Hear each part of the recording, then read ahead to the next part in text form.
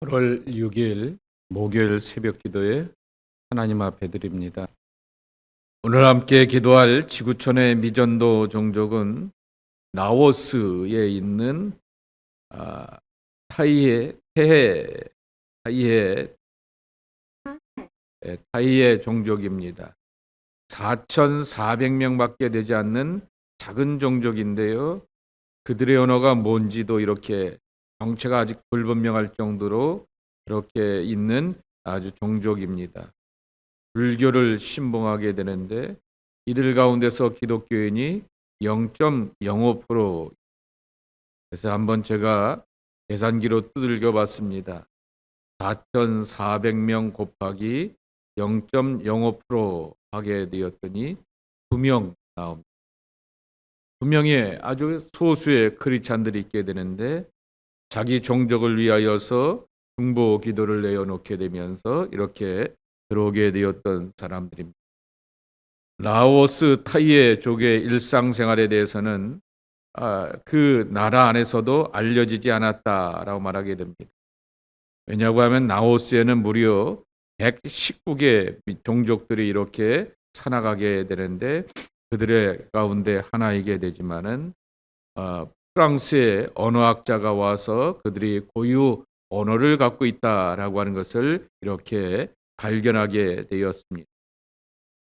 그리고 그들은 여러 이렇게 비앙카와 캄크루 지역에 집중하여서 살아가게 되며 불교와 애니미즘을 혼합하여 실천합니다. 불교가 라오스의 주요 종교이지만은 토속 신앙이 그렇게 강하다라고 하는 것입니다. 2명의 크리스찬들이 있게 되는데 그들은 그들의 목으로 된 기독교 자료가 없다라고 하는 것입니다. 그러한 가운데서도 이렇게 아마 새로운 문물과 삶에 대한 갈망 가운데서 이렇게 기독교 복음을 받아들이게 되었던 사람들인 것을 보게 되는데 이 타이해 종족을 위하여서 전도할 일꾼들을 보내주시기 위하여서 같은 종족 안에서 그들의 언어와 문화를 가지고서 전할 수 있는 분들을 위해서 기도해 주시기를 바랍니다. 또 이렇게 그들의 모국으로 된 복음의 자료들을 받아들일 수 있도록 또한 기도해 주시기를 바랍니다.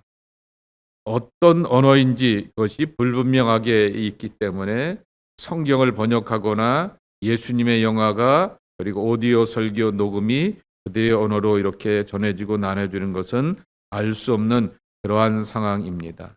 이처럼 라오스에 있는 아주 작은 종족 타이의 종족을 위해서 기도해 주시기 바랍니다. 오늘은 이사야서 18장 그리고 19장의 중간을 잘라서 보도록 하겠습니다. 슬프다. 부수의 강 건너편 날개치는 소리 나는 땅이여. 갈대배를 물에 띄우고 그 사자를 수로로 보내며 이르기를 민첩한 사절들아 너희는 강들이 흘러 나누인 나라로 가되 장대하고 준수한 백성 곧 시초부터 두려움이 되며 강성하여 대적을 밟는 백성에게로 가라 하는도다. 세상의 모든 거민 지상에 사는 너희여 산들 위에 기치를 세우거든 너희는 보고 나팔을 불거든 너희는 들을지니라. 여호와께서 내게 이르시되 내가 나의 처소에서 조용히 감찰함이 쬐이는 일광 같고 가을 더위에 운무 같도다. 추수하기 전에 꽃이 떨어지고 포도가 맺혀 익어갈 때 내가 낫으로 그 연한 가지를 베며 퍼진 가지를 찍어버려서 산의 독수리들과 땅의 들짐승들에게 던져주리니 산의 독수리들이 그것으로 여름을 지내며 땅의 들짐승들이 다 그것으로 겨울을 지내리라 하셨음이라. 그때 강들이 흘러 나누인 나라에 장대하고 준수한 백성 곧 시초부터 두려움이 되며 강성하여 대적을 밟는 백성이 만군의 여호와께 드릴 예물을 가지고 만군의 여호와의 이름을 두신 곳 시온산에 이르리라. 애굽에 관한 경고라. 보라, 여호와께서 빠른 구름을 타고 애굽에 임하시리니 애굽의 우상들이 그 앞에서 떨겠고 애굽인의 마음이 그 속에서 누구리로다. 내가 애굽인을 격동하여 애굽인을 치리니 그들이 각기 형제를 치며 각기 이웃을 칠 것이요 성읍이 성읍을 치며 나라가 나라를 칠 것이며 애굽인의 정신이 그 속에서 쇠약할 것이요 그의 계획을 내가 깨트리리니 그들이 우상과 마술사와 신접한 자와 요술객에게 물으리로다. 내가 애굽인을 잔인한 주인의 손에 붙이리니 포악한 왕이 그들을 다스리리라. 주 만군의 여호와의 말씀이니라. 바닷물이 없어지겠고 강이 잦아서 마르겠고 강들에서는 악취가 나겠고 애굽의 강물은 줄어들고 마름으로 갈대와 부들이 시들겠으며 나일 가까운 곳 나일 언덕의 초장과 나일강 가까운 곡식밭이 다 말라서 난려가 없어질 것이며 어부들은 탄식하며 나일강에 낚시를 던지는 자마다 슬퍼하며 물 위에 그물을 치는 자는 피곤할 것이며 세마포를 만드는 자와 배 짜는 자들이 수치를 당할 것이며 그의 기둥이 부서지고 품꾼들이 다 마음에 근심하리라. 소안의 방백은 어리석었고 바로의 가장 지혜로운 모사의 책량은 우둔하여졌으니 너희가 어떻게 바로에게 이르기를 나는 지혜로운 자들의 자손이라 나는 옛 왕들의 후예라 할 수 있으랴. 너의 지혜로운 자가 어디 있느냐? 그들이 만군의 여호와께서 애굽에 대하여 정하신 뜻을 알 것이요 곧 내게 말할 것이니라. 소안의 방백들은 어리석었고 노베 방백들은 미혹되었도다. 그들은 애굽 종족들의 모퉁이 또리건을 애굽을 그릇가게 하였도다.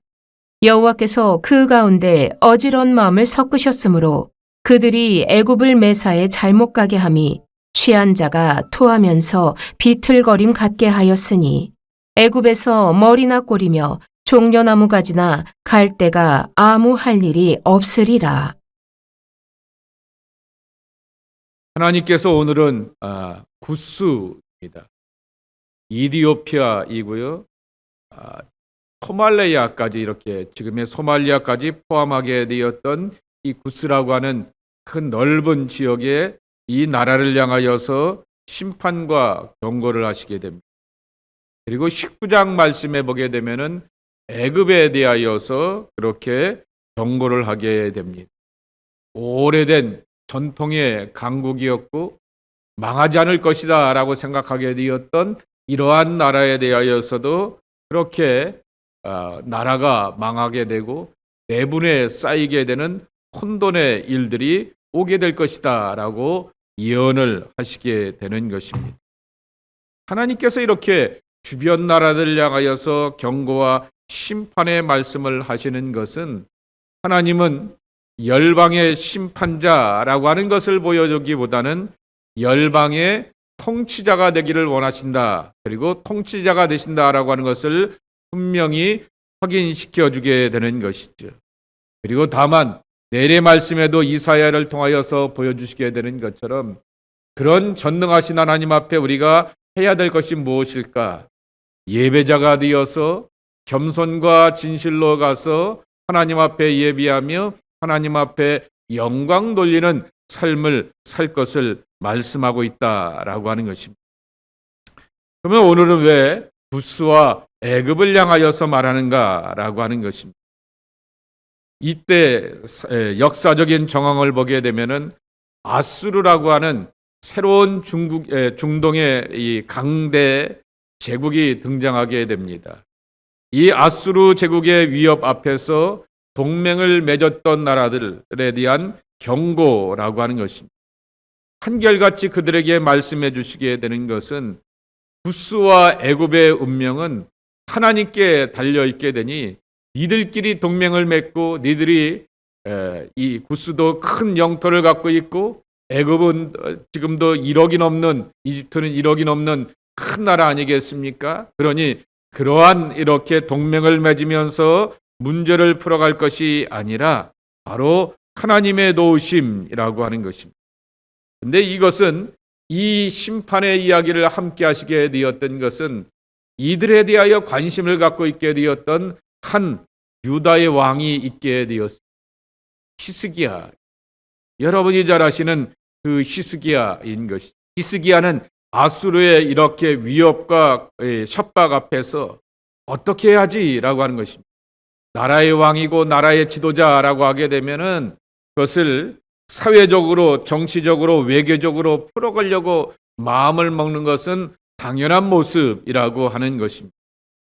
그래서 히스기야 입장에서는 이들과 동맹을 맺을 것인가, 아니면 내 개인의 삶 가운데 하나님이 은혜와 고침을 주셨는데 이렇게 나를 살려주시고 고쳐주셨던 그 하나님을 신뢰하면서 이 위기를 돌파해 나갈 것인가 라고 하는 그러한 선택의 자리 가운데 서 있게 되었다라고 하는 것입니다.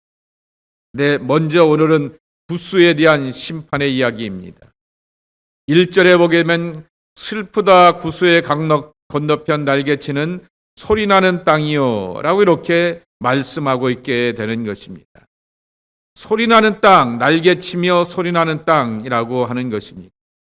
표준 세번역이 더 정확한 표현인데요. 벌레들이 날개치는 소리가 가득한 땅이라고 이렇게 말하게 됩니다. 황충과 메뚜기라고 하는 우리가 말라기에서 보게 되었던 하나님의 심판의 상징이 있지 않습니까? 그와 같은 황충과 메뚜기와 같은 벌레들이 날개치는 소리가 가득한, 재앙이 가득한 땅이다라고 이렇게 번역하는 것이 더 정확한 번역이라고 하는 것입니다. 그러니 이렇게 그 땅에는 기근과 흉년이 가득할 것이다라고 하는 것입니다. 자, 그렇게 기근과 흉년을 만나게 되고 또한 아수르 제국의 협박을 받게 되는 그 상황 가운데서 그들이 하는 것은 2절에 있는 것처럼 갈대의 배를 물에 띄우고 그 사자를 수로로 보내며 이르기를 민첩한 사절들아 너희는 강들이 흘러 나누인 나라로 가되 장대하고 준수한 백성 곧 시초부터 두려움이 되며 강성하여 이렇게 대적을 밟을 백성에로 가라 그랬습니다. 이 나라가 애굽 아니겠습니까? 이 오래된 그렇게 전통의 강국이 바로 이집트였기 때문에 애굽으로 가라라고 말하게 됩니다. 그런데 그들에게 도와달라고 소식을 전하는 사람들을 향하여서 민첩한 사절들아라는 그러한 표현이 쓰게 됩니다. 그 단어가 제 눈에 들어오게 되는 것입니다. 어쩌면 저와 여러분들은 민첩한 하나님의 사절들이라고 하는 것입니다.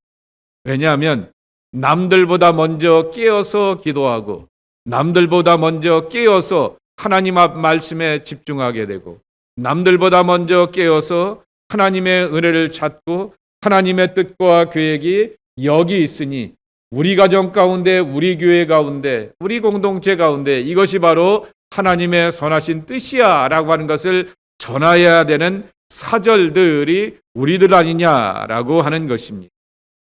사절들이라고 하는 히브리어 단어가 말라크라고 하는 단어입니다. 그 말의 뜻은 말 그대로 메시지를 전하는 사람들이라고 하는 것입니다. 우리는 다 하나님의 뜻이 여기 있다라고 하는 것을 나의 가정과 나의 공동체와 나의 교회에 전해야 되는 그러한 영적인 갈망 가운데서 깨어서 하나님 앞에 나온 사람들이라고 하는 것입니다. 그래서 남들보다 몸을 깨우면 그러한 민첩함을 보여주게 되는 것이죠. 그런데 우리는 그 민첩함을 가지고서 이들은 애굽을 찾아가서 도와주세요라고 말하게 되지만은 우리는 우리의 도움이 천지를 지으신 여호와께 있다라고 하는 믿음의 고백을 가지고서 하나님께 찾아와서 하나님의 도우심과 뜻을 찾고 있다라고 하는 것입니다. 그러한 발걸음이 되게 되었을 때 복이 되는 것이고 내 입을 통하여 내 삶을 통하여 전해지게 되었던 하나님의 이야기가 아름답고 놀라운 후원의 이야기가 될 수가 있다라고 하는 것입니다. 근데 여기 아주 재미난 오늘 말씀의 제목과도 이어지게 되는데요. 4절입니다. 여호와께서 내게 이르시되 내가 나의 처소에서 조용히 감찰함이 쬐이는 일광 같고 가을 더위에 운무 같도다. 내가 나의 처소에서 하나님의 보좌겠죠. 하늘에 계신 하늘의 보좌에서 조용히 감찰하신다라고 하는 것입니다. 감찰하신다라고 하는 것은 표준 세번역은 조용히 내려다보겠다라고 이렇게 번역해 놓았습니다. 하늘에서 이 모든 것들을 다 어떻게 선택하고 누구를 찾아가는지 지켜보시겠다라는 그러한 말씀이라고 하는 것입니다. 그런데 그 앞에 나오게 되는 조용히라고 하는 단어입니다. 하나님이 우리를 지켜보시게 되지만은 즉각적으로 응답하지 않을 때 있게 되고요. 그리고 즉각적으로 하나님의 이렇게 계시와 사인과 그리고 어떠한 제스처를 우리가 발견하지 못할 때가 참 많이 있다라고 하는 것입니다. 하나님의 침묵도 경험하게 되는데 하나님은 여전히 이 땅의 백성들이 어떤 선택과 반응을 하고 있는지를 하나님께서 모든 것을 주목하여 보시겠다라고 하는 것입니다. 그런 맥락에서 신앙은 반응의 역사라고 하는 것입니다. 액션이 있으면 리액션이 있게 되는 것이 하나님의 사람들의 모습이고 모든 살아있는 것들 하다못해 꽃들조차도 식물들조차도 동물은 당연하고요. 식물들조차도 그렇게 나타나는 모습이라고 하는 것입니다. 액션이 있으면 리액션이 있게 되는데 우리는 본능적인 리액션으로 사는 사람들이 아니다라고 하는 것입니다. 거기서 하나님을 찾고 하나님의 계획이 무엇인가라고 하는 것을 향하여서 찾고 구하는 것이 우리에게 필요하다라고 하는 것입니다.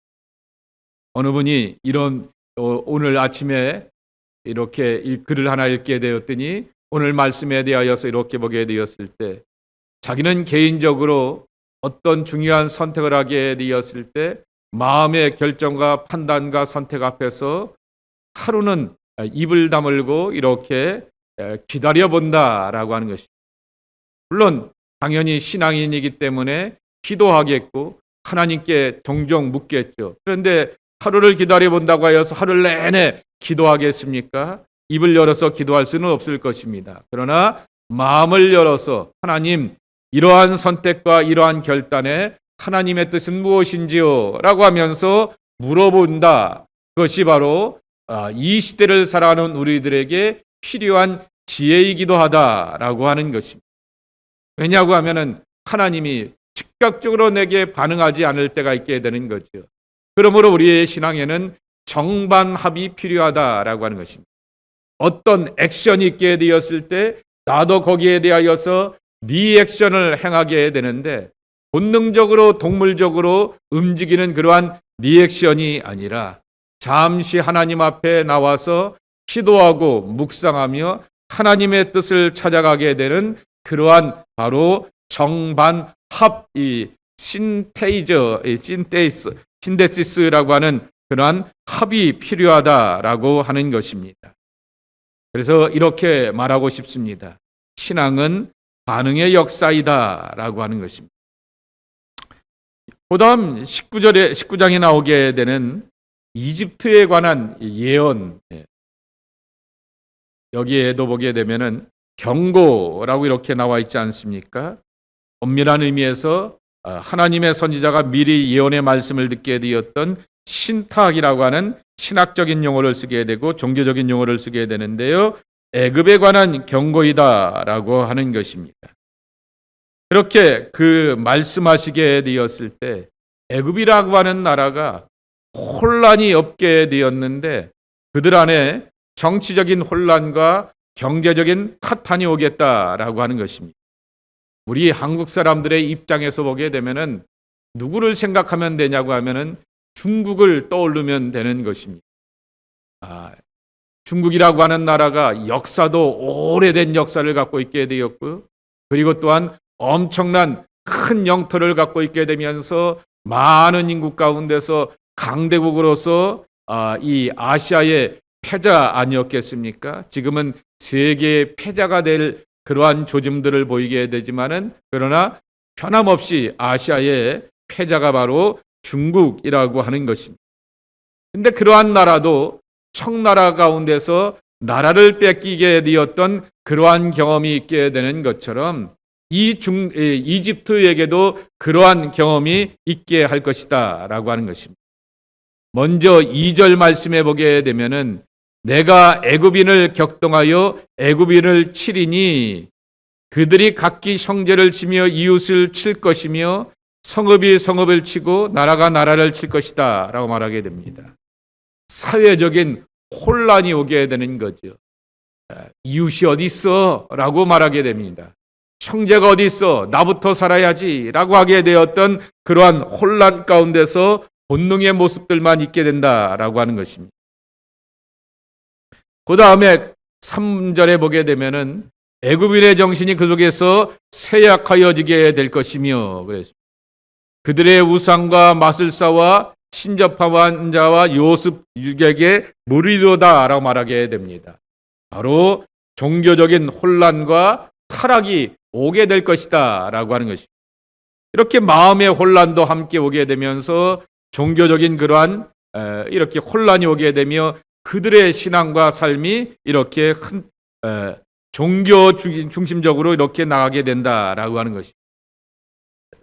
세 번째로는 4절 말씀해 보게 되면은 내가 애굽인을 잔인한 주인의 손에 붙이리니 라고 말하게 되는 것처럼 그러한 일을 하게 된다라고 하는 것입니다.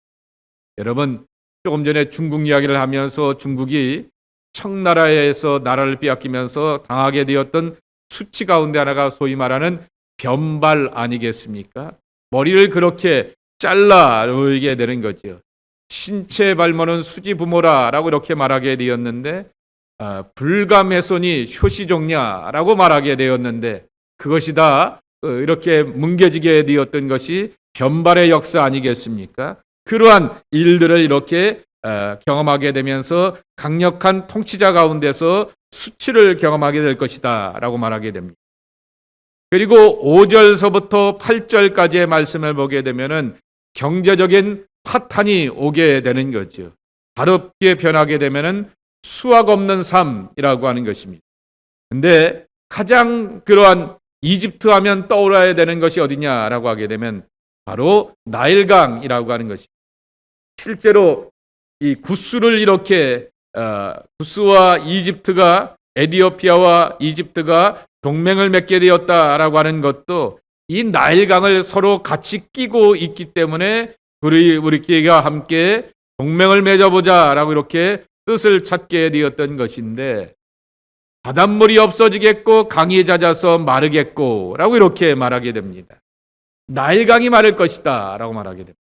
우리식으로 생각하게 되면은 온타리오 호수가 마를 것이다.